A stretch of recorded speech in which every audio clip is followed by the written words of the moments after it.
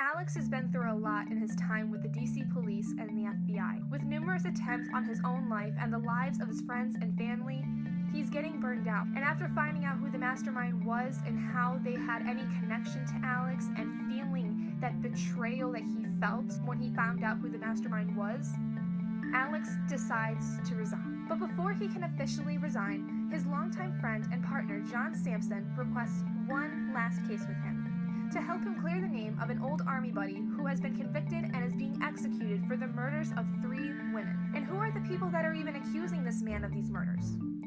None other than the United States Army themselves. As Cross and Sampson work on this case, they find that there are several other cases that are very similar to this, where military officers are being convicted and executed for crimes that they possibly did not commit. The only problem is, they can't really seem to figure out who it is and what their entire end game is. In James Patterson's 4 Blind Mice, we follow the 2 friends as they try to figure out who exactly has framed all of these men and has had them executed. Now, personally, this book wasn't as much of a favorite, I think, as the rest of the books. This one, I think, honestly, is probably my least favorite of the series, and there's a few reasons why. The first reason is because at the end of the last book, when Alex talks about resigning, there's already this thing in my head where I know that he's not really going to resign, or something's not going to go the way he plans with it, because there's so many more books in the series.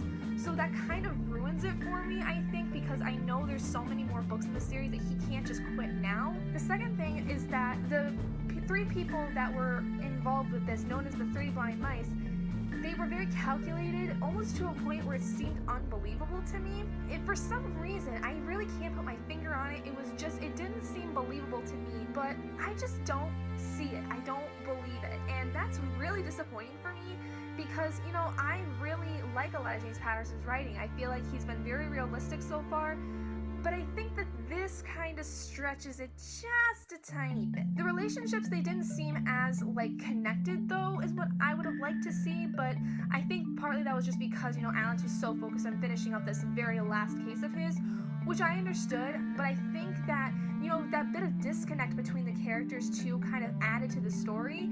So there were some good and bad things about it, but, you know, this book is definitely not how I had thought it would be, and it's very different, I think, than the rest of the series that I have read. I guess really the only good thing about it was that it was still very jam-packed, it was still very adrenaline fueling, and I guess that's really the only thing I could say about it, because everything else about it to me just wasn't as good as the last books, and that's kind of disappointing for me. I'm very hopeful to see how the next one will be, but I'm also a little afraid because I don't know. I'm worried that maybe they will start going downhill after this one. I don't know. We'll have to see how that goes when I read the next book.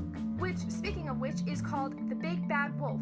And that book is going to be the last book, like I said, that I will be reading for the Alex Cross series at this point in time. 6 books I have read in this series. So that's a pretty good chunk of the series, I think. So I'm going to put that off for a little while after Big Bad Wolf. I'm really, like I said, I'm really nervous. I don't know how it's going to be. I don't know if it's going to be anything that's going to kind of bring my hopes back up, or if it's just going to keep sinking and sinking and sinking with the next books.